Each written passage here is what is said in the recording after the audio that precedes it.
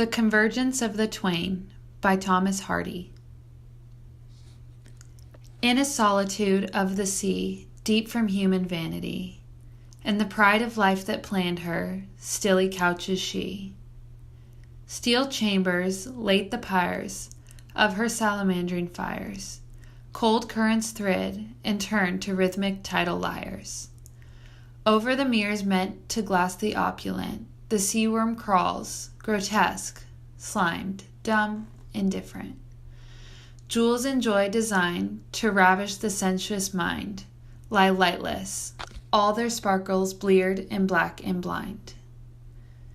Dim moon-eyed fishes near gaze at the gilded gear and query, "What does this vainglorious down here?"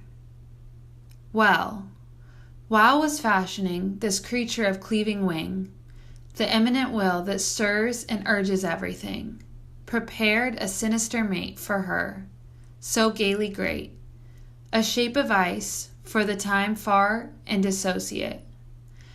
And as the smart ship grew in stature and grace and hue, in shadowy silent distance grew the iceberg too. Alien they seemed to be.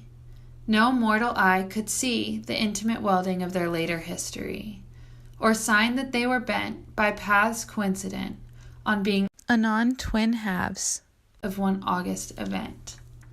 Till the spinner of the years said now, and each one hears, and consummation comes and jars two hemispheres.